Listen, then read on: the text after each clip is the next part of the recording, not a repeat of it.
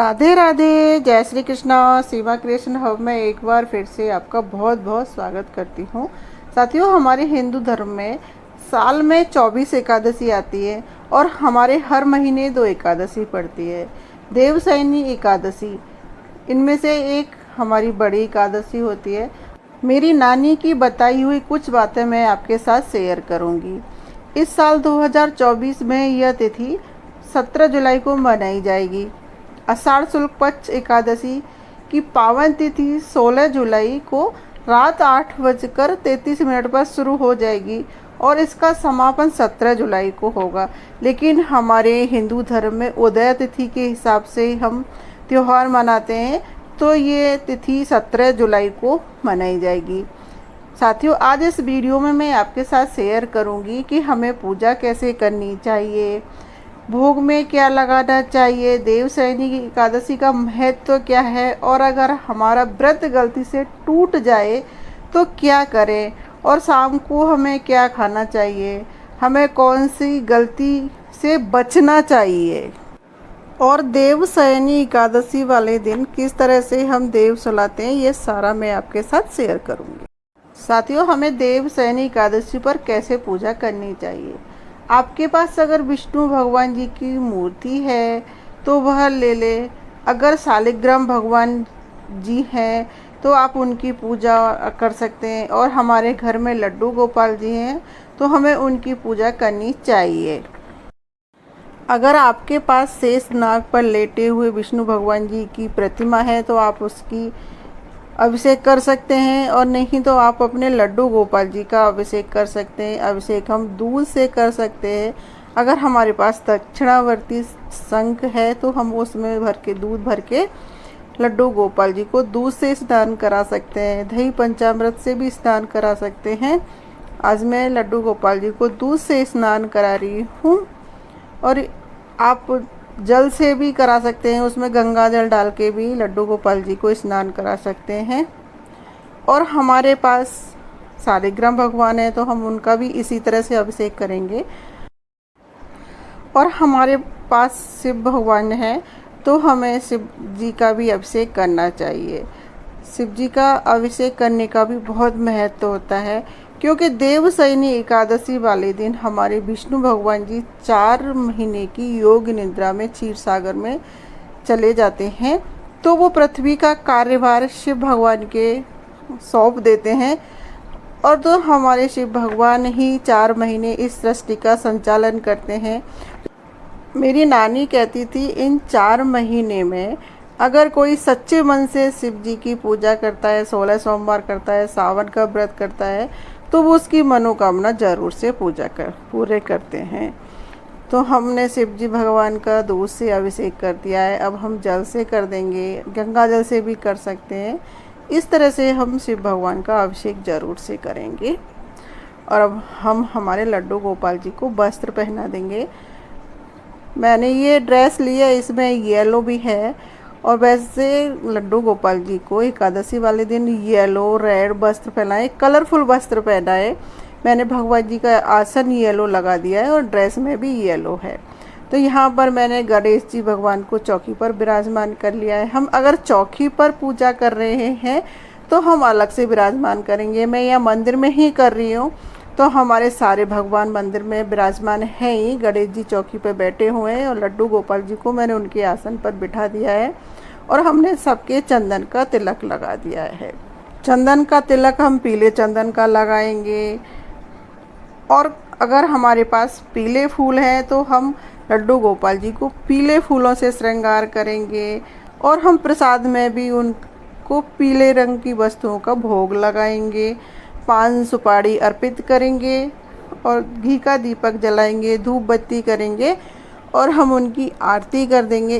साथियों, कई बार ऐसा होता है कि गलती से हमारा व्रत टूट जाता है, तो ऐसा कहा जाता है, और मेरी नानी भी बोलती थी कि एकादशी वाले दिन हमने गलती से कुछ अनाज खा लिया तो हमें ऐसा करना चाहिए, उस दिन के बाकी का जो समय बचा है और अगले दिन यानी द्वादशी भी हमें एकादशी की तरह व्रत करना चाहिए।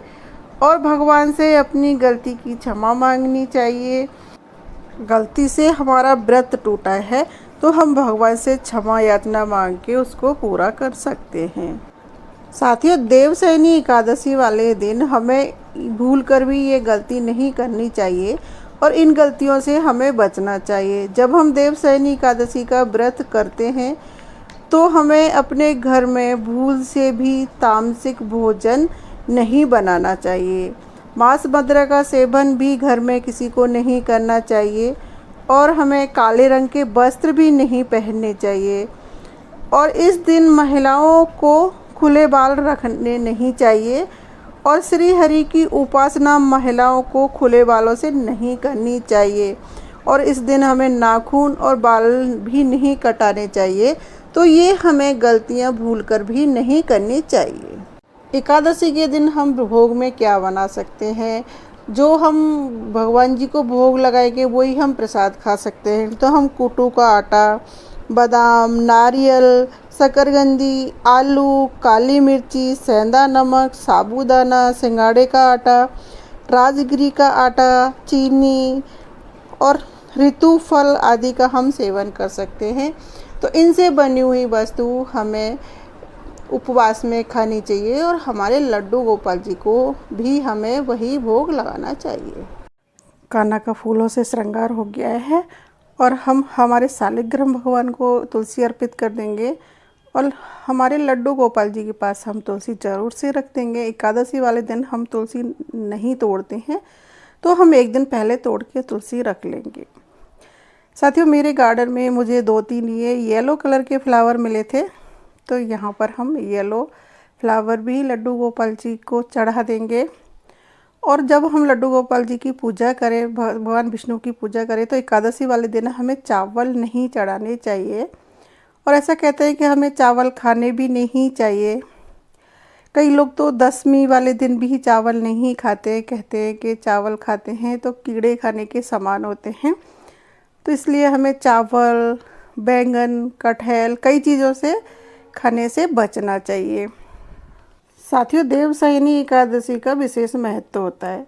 देवशयनी एकादशी का व्रत करने से और घर में भगवान विष्णु जी की पूजा करने से सुख समृद्धि आती है। साथ ही साथ हमारी सभी मनोकामनाएं पूरी होती हैं और व्रत रखने से अंत में हमें मोक्ष की प्राप्ति होती है। और इसके साथ आरोग्य और धन धान्य की भी प्राप्ति होती है और सभी पापों का नाश होता है। सारी परेशानियां हमारी खत्म हो जाती है। देवशयनी एकादशी को सौभाग्य की एकादशी भी माना जाता है।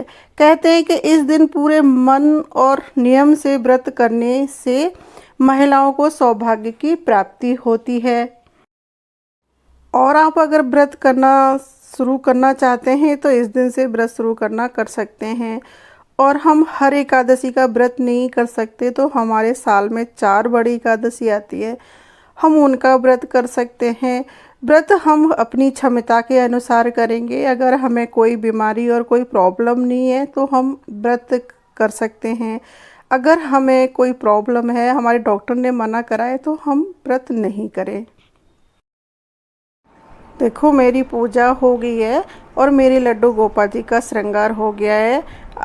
देखो कितने क्यूट लग रहे हैं मेरे लड्डू गोपाल जी। जी कर रहा है इनको देखती ही रहूं, बैठ के इनके पास ही बैठी रहूं, मंदिर में कोई काम ही नहीं करूं। अब जब हमारे लड्डू गोपाल जी का श्रृंगार हो गया है तो सबसे पहले मैं इनको मिश्री और तुलसी का भोग लगा देती हूँ। फिर मैं किचन में जाके जो बनाऊंगी उसका इनको भोग लगा दूंगी। देवशयनी एकादशी वाले दिन हम देव सुलाते हैं। तो साथियों, सबसे पहले हम शुभ चिन्ह बनाते हैं। जैसे हम स्वास्तिक बना लेंगे, लक्ष्मी माता के चिन्ह बना लेंगे, पग चिन्ह। आप अपने दरवाजे पर रंगोली भी बना सकते हैं और हमारे चौक बनाते हैं, पूजा करते हैं तो हम एक चौक भी बना सकते हैं। तो मैंने ये एक स्वास्तिक बना लिया है और इसमें मैं लक्ष्मी माता जी के चरण भी बना लूँगी। तो हम ये अपने गेट के पास भी बना सकते हैं और चौक में भी बना सकते हैं। ये अलग अलग प्रांतों में अलग अलग तरीके से बनाए जाते हैं और इनका विशेष महत्व होता है घर में। तो देखो मैंने ये लक्ष्मी जी के चरण पर चिन्ह बना लिए हैं और एक स्वास्तिक बना लिया है। और अब हम हमारे लड्डू गोपाल जी की आरती करेंगे। अब लड्डू गोपाल जी का श्रृंगार हो गया है तो हम घी का दीपक जला के लड्डू गोपाल जी की आरती करेंगे। आप आरती घी के दीपक से या मीठे तेल से करते हैं, जैसे भी आपके घर में होती है उस तरह से करें। और धूप बत्ती जला के हमने लड्डू गोपाल जी की नज़र उतार दी है। और यहाँ हम लड्डू गोपाल जी की बंसी भी दे दूँगी, बंसी देना तो मैं भूल गई थी। और एक लोटा मैं लड्डू गोपाल जी के पास मंदिर में भर के रख दूँगी। तो साथियों यहाँ पर हमारे लड्डू गोपाल जी का श्रृंगार हो जाता है। अब उनको हम भोग लगाएंगे। साथियों ऐसा कहा जाता है कि एकादशी वाले दिन लड्डू गोपाल जी को पीली वस्तु का भोग लगाना चाहिए। जैसे हम ऋतु फल का भोग लगा सकते हैं, कोई पीले कलर की मिठाई का भोग लगा सकते हैं और हम पीले कलर की कोई वस्तु अपने लड्डू गोपाल जी के लिए बना के उनको भोग लगा सकते हैं। और यहाँ पर हम लड्डू गोपाल जी को पंचामृत का भी भोग लगा सकते हैं। पंचामृत का भोग भगवान विष्णु को बहुत प्रिय होता है। अगर आप खीर बनाते हैं तो शाम को आप मखाने की खीर बना के उसमें थोड़ी केसर डाल दें तो वो हल्की सी पीली हो जाती है, तो आप लड्डू गोपाल जी को उसका भोग लगा सकते हैं। तो साथियों अब हम यहाँ पर देव सुलाएंगे।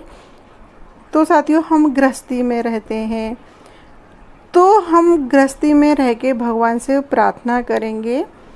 तो कई लोग तो सोने चांदी की, पीतल की भगवान की प्रतिमा लाते हैं, उनको सुलाते हैं। हम लोग गृहस्थी में रहते हैं तो हम यहाँ पर भगवान जी से प्रार्थना करेंगे हाथ जोड़ कर के कि हे प्रभु, आप अब योग निद्रा में मानसिक रूप से जाएं। हम इस तरह से देव सुलाएंगे। साथियों सब के घर में हर प्रांत में देव सुलाने का तरीका अलग अलग होता है। आपके घर में जिस तरह से होता है आप उस तरह से कर सकते हैं। मेरी ससुराल में अलग तरह से होता है, मेरी मम्मी के यहाँ अलग तरह से होता है। तो साथियों हम जहाँ रहते हैं हमें वहाँ की रीति रिवाज, अपने घर की रिवाज करनी चाहिए। तो आप जैसे देव सुलाते हैं उस तरीके से देव सुलाएं। और साथियों आपको मेरा ये वीडियो कैसा लगा? अगर आपको मेरा ये वीडियो अच्छा लगा हो तो कमेंट बॉक्स में जय श्री कृष्णा, राधे राधे ज़रूर से लिखना। हरे कृष्णा।